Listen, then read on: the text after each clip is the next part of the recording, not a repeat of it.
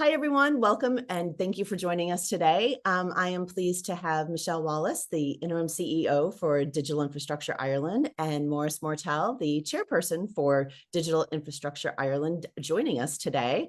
And there have been a lot of changes that have been happening in the last few weeks. And so I wanted to take a moment to see if the three of us could have a conversation and you can help explain to people, what's happening, what's going on, why should they pay attention? So why don't we just kind of jump in, and what is the what's changed? What's going on? What did we announce recently at Digital Infrastructure Ireland, and why are we doing that now? We've kind of Host in Ireland, as it was originally, was set up 11 years ago by Garry Connolly, a marketing initiative, really to attract data into Ireland, to be a location.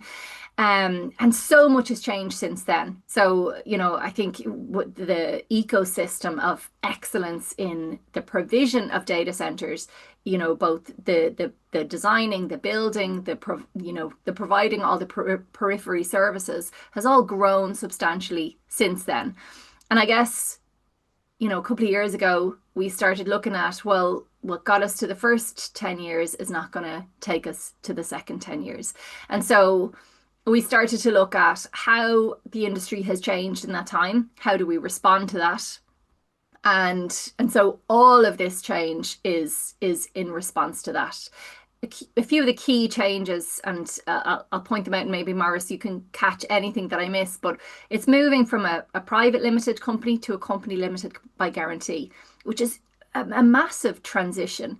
It means that it's gone from this kind of marketing initiative or this private company to a gift to the industry. The industry and the members now are owners of this organization, in effect. And so that is a huge part of the strategy, is to bring the partners right into the center of everything we do. It's always been that way, but now this is a real kind of formality, and there's governance behind that now. We've also changed our operating structure in that now we have a board of directors. So we had an advisory board throughout the last year just to help us with this transition and help us to understand what that actually means in practice.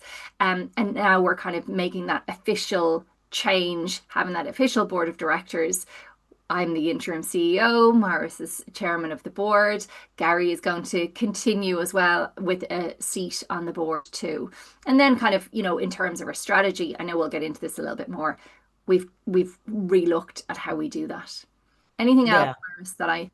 No, I think as a founding member with a group of five over 11 years ago with Garry, the main priority was to try and put Ireland on the map as location to build a large scale digital infrastructure. Right. And we certainly felt that we weren't getting the opportunities that other locations in Europe were getting. So, the big push was to sell Ireland as a location. And it's been very, very successful. Let's be honest, we put ourselves on the map as a premiership player in that space. But things have evolved over the last decade, and we now have other challenges that the industry faces within Ireland, but also huge opportunities for our membership base to look at other locations around Europe to build and grow their businesses. So I think I was just going to say that. I mean, one of the beautiful things that's happened in the last 10 years is that emergence of the Irish digital infrastructure ecosystem that has become a powerhouse on projects all around Europe, and other geographies around the world. And that is absolutely, that's something that we definitely want to keep promoting and keep talking about, and, keep sharing that expertise that's been developed here and how that gets to be used on projects everywhere else. Yeah, and look, I mean, we've been the envy of a lot of other European destinations for the last 5 or 6 years, given the scale of investment, particularly around hyperscale developments, primarily in Microsoft, Amazon, Google, all the big cloud service providers. And I think there was a lot of, this is a model that works. We are an exemplar. This is how you go about developing a large digital ecosystem, which we've done. And as I said, we now sort of have to look at what does the future hold for that ecosystem, and how do we as an organization support our members in the challenge we have in Ireland, and what the opportunities are. Absolutely. Absolutely. So, Michelle, as I said at the beginning, like this is an interim CEO role for you. Can you tell us a little bit about, about what that process is going to look like and what the plans are for that position moving forward? Yeah, absolutely. So, I mean, September 2024, myself, Garry, Maurice, got up and kind of announced this transition, and we announced it as a 3-year transition. And so we're kind of a year into those changes now. We've kind of put a lot in place. Now, I still think there's still lots more to do, with our partners. So for me, this is an interim role. I am so excited about these changes. I'm so excited to be that kind of safe pair of hands. We run a really good ship right now. We're responsive. We have this really brilliant and unique sense of kind of community when our people come together. So for me, it's very much about seeing that through and ensuring that while we're going through this transition, we hold on to that real core of what made, Host in Ireland and now Digital Infrastructure Ireland so different to so many other things. And that's the feedback that we get all of the time is, there's nothing like that kind of Digital Infrastructure Ireland event. And it's trying to ensure that we hold on to as much of that core and personality as we can as an organization through this transition, and then ensuring that it paves the way for somebody who wants to come in and really kind of input and shape into the industry. So we are on the lookout now for a more permanent CEO. I will ensure that that person is fully supported. So operationally, that person will be fully supported for a good period of time. And then I do have a seat on the board as well. So it will be myself, Maurice and Garry will be sitting on the board supporting that person as well. Just to make sure that through this transition, again, that we keep the core, but also that we have that really good level of partnership that we can offer our partners as we expand as well. Yeah, that makes sense. So then, Maurice, from your perspective as chair, as chairman, where do you see the future of DII going? Yeah, and maybe just to Michelle's point, the continuity was critical in any change or any transition, and her agreeing to accept the interim role was fantastic because it keeps all the core DNA of the organisation with us as we move forward. Garry's continuing on the board, and I'm sure he'll have a role, as you know. It'd be hard to keep a good man down. But I think, as chairman, the structural change gives us the opportunity to build a board that reflects where we want to go with the organisation, and maybe bring in some skill sets or knowledge that we need to help us and assist us in that journey. And as chair, I think I'm really looking forward to it. I think I have a good handle on what certain challenges we're facing in Ireland, and given my history, I understand what the opportunities are. I feel governance-wise, moving to a CLG is the right thing to do. It kind of does reflect more of a mature, and I don't like using the word trade association because we don't like to use that all the time. But I mean, it is evolving into a very important part of where does Ireland go for its future? What happens with Ireland's digital infrastructure future? What are we doing? What messages are we giving the outside FDI community? What are we doing internally? How do we really address those concerns? And as chair, I just feel like we can start to pull that together. We don't lose the essence of what we are or have been. That carries forward, but we do need to look at how we need to structure ourselves and how we best go after some of the issues that we're facing. Absolutely. So, at the gathering a couple of weeks ago, you two kind of presented to the partners about the partnerships for purpose of a new kind of 3-year strategy document or 2-year strategy document for DII. Michelle, can you tell me a little bit about how you've organized the structure? I think there's 4 pillars that were kind of highlighted in that document: community, events, talent, and policy. So what is that going to look like, or what will that continue to look like for the organization? Yeah, absolutely. So, I suppose that's in terms of our activity, what we do. We make sure that everything comes back to those kind of 4 key pillars. When we're looking at things outside that, we think, it just helps us stay focused and responsive.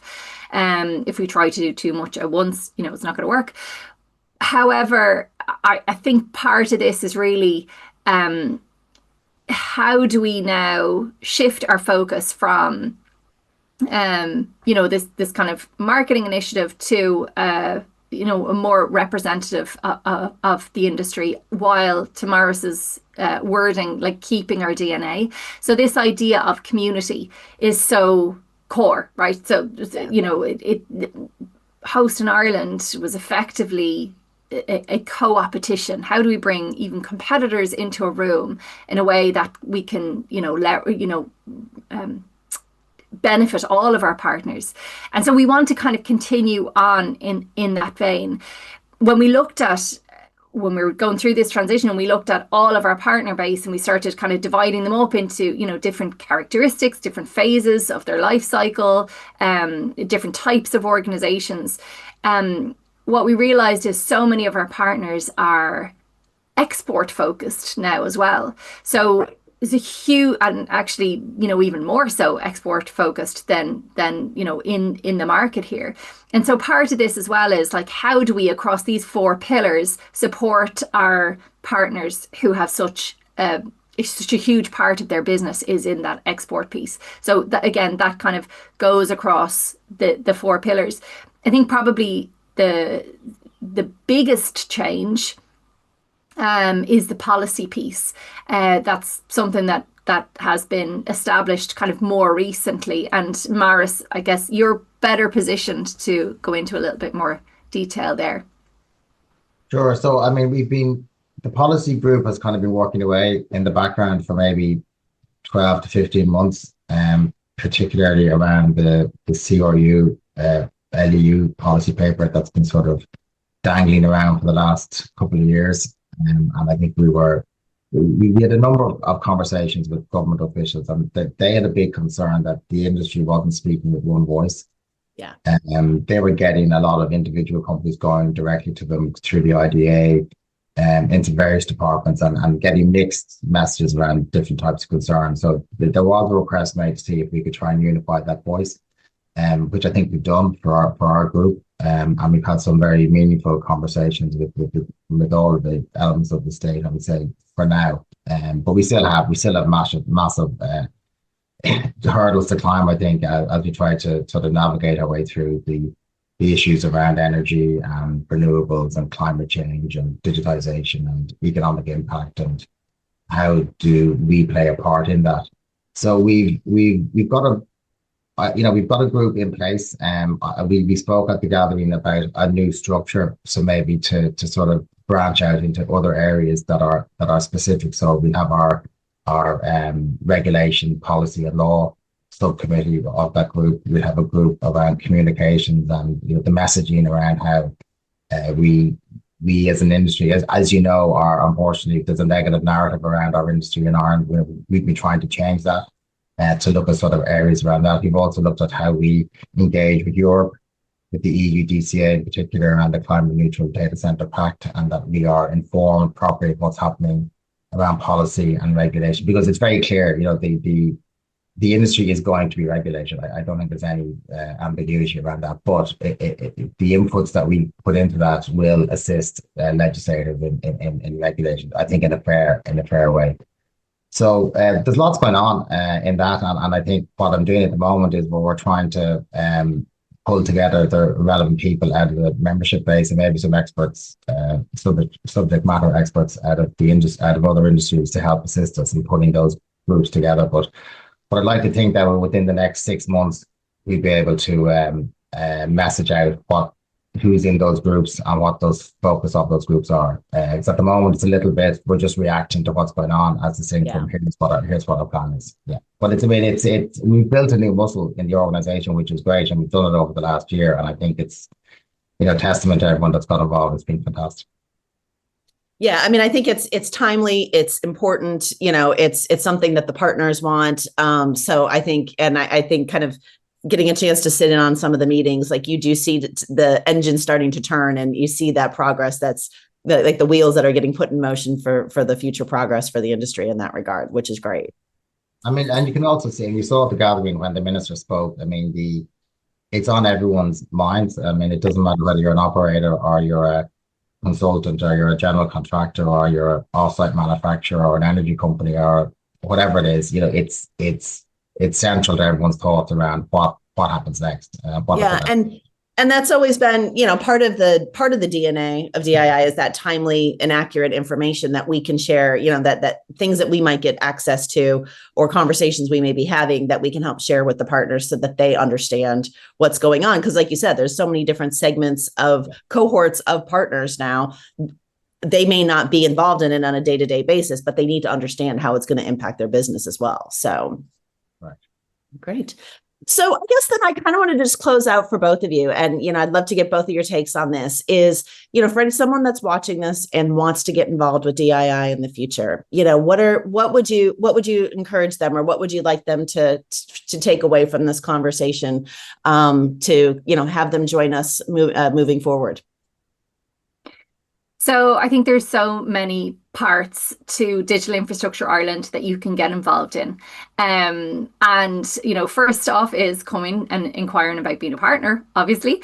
But, in terms of that, it's like for our partners, it's so important that they show up and they actually really get to meet other partners, right? So that's just kind of our events piece. But there's this other, we mentioned this kind of co-opetition element, and we're bringing that in more than ever. So we're creating work groups across all our key pillars and all our initiatives. And we're seeing fantastic things come out of that already. So Mara's touched on it there for the policy piece. We also have a talent work group up and running right now. And out of that, we've already had our women's network, She Connects, which has launched just a couple of weeks ago. That all came out of that work group. We now have a specific She Connects steering group. I think we've got 8 or 9 women across the industry that are just so interested in pushing this forward. And that's the kind of involvement we love, because we can start to see brilliant relationships being built because we are trying to build something together, because people are trying to make a difference together. So that's like a really interesting way to get involved with us. And I think, it's going to be one of the most powerful ways. But also, if you're not a partner, keep an eye out. We do have talent initiatives. We do have events. There are ways to get involved, even, not as a partner in the periphery.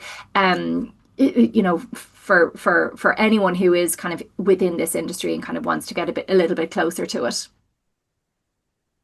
Yeah, and what I would say is that I think that our given the breadth that the industry now straddles when it comes to sectors, I feel that we could be a lot more representative of the digital infrastructure industry in Ireland, and by that I mean if you look at energy, you look at core infrastructure, utilities, you look at telecommunications infrastructure, you look at some of the software development that goes on the back around the database. I mean, it's a much bigger industry than we've had it sort of centered around a lot of the operator and the supply chain into that, but it's much wider than that. And I think if one of our ambitions is to become the voice of the industry, we need to spread the net wider and pull in more of those companies into the organization so they can add to those discussions that we're having, because they are critical and they will be relevant, and because they're intertwined now. We can't separate and have one conversation around data and another conversation around energy, because they're inextricably linked at the moment. So my view is we can grow the organization over the coming years to be really reflective of what message we wanted to give out. Right.